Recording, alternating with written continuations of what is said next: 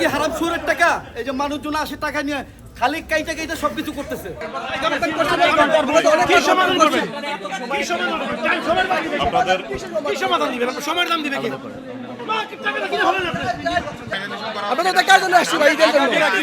আমরা তো মুভি দেখি ভাই, আপনাদের এখানে মুভি দেখি আমরা। ভাই এত বছর এখানে মুভি দেখতেছি একজনের কোনো প্রবলেম না, আজকে কেন ভাই এটা কোনো মুভির পর্যায়ে পড়ে না। প্রথমত প্রিন্স মুভি ছিল, মানে জায়গায় জায়গায় কোনো গানের মাঝখানে সিকোয়েন্স নাই, কাহিনীর কোনো আগামাথা নাই।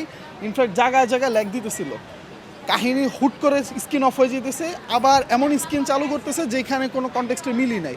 আর শেষে নায়ক দেখলাম মরে গেল, হুট করে লাইট চলে আবার আসলো, সে মানামানি করতেছে। মানে এটা কোনো স্ক্রিপ্ট খুদে টাইম নষ্ট। মুভি আসলে তেমন একটা ভালো লাগে না।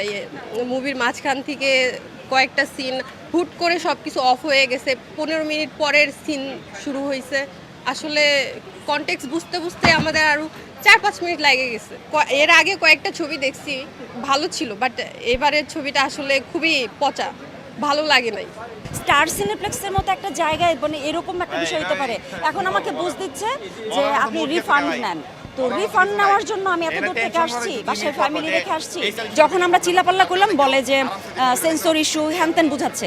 তো সেন্সর ইস্যু থাকলে তোমরা আগে জানো না?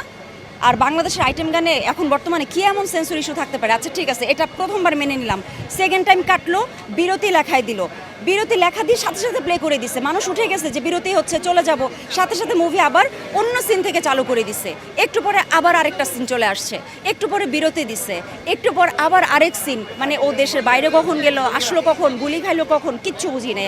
আমি কোনো কাহিনী বুঝি নাই। না, আমি মুভি শেষ করে বের হয়েছি। আর মুভিতে আসলে মানে কোনো কাহিনীর কোনো আগামাথা নাই। আর জায়গা জায়গা মনে হইতেছে মুভি তো অনেক ত্রুটিপূর্ণ। যেরকম শুরুতে একটা গান শুরু হয়েছে, 2-1 মিনিট চলার আগে গানটা পুরোটা শেষ হয়ে গেছে। এমনকি এমন একটা সিন থেকে শুরু হয়েছে যেটার সাথে ওই পিছনের সাথে কোনো মিলই ছিল না।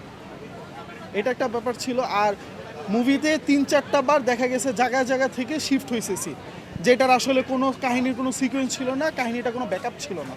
যার কারণে পুরো কনটেক্সটে আসলে কি বুঝাইছে বা স্ক্রিন কি ছিল, স্টোরি কি ছিল, এটার কোনো এক্স্যাক্ট কোনো মিনিং নেই। এটা একটা ব্যাপার ছিল। আমি আসলে শুরু থেকে শেষ পর্যন্ত পুরোটাই ছিল। অলমোস্ট 4 বার তো হবেই, 4 থেকে 5 বার এরকম। শুরুতে যখন একটা গান দেয় তখনই একটা ইস্যু দেয়, তখনই মানুষের মোমেন্টামটা আসলে মুভি দেখা নষ্ট হয়ে যায়। তারপরে আবার মাঝে মাঝে আরও কয়েকবার দেওয়া শুরু করে, এমনকি শেষের দিকেও একটা দেয়। আপনার কি মনে হয়, এটা কি টেকনিক্যাল ফল্ট হতে পারে নাকি ডিরেক্টরের কোনো? এখন অ্যাকচুয়ালি এটা তো এইভাবে এক্স্যাক্টলি তো বলা যাচ্ছে না। এখন ওনারা তো বলতেছে এটা ডিরেক্টর বা প্রডিউসারের সমস্যা। এখন অ্যাকচুয়ালি আপনারা এটা বলতে পারবেন যে ওনাদের সমস্যা না প্রডিউসারের সমস্যা, বিকজ আমাদের যা দেখাইছে আমরা যতটুকু দেখছি তার বেসিসে আমি বলতেছি।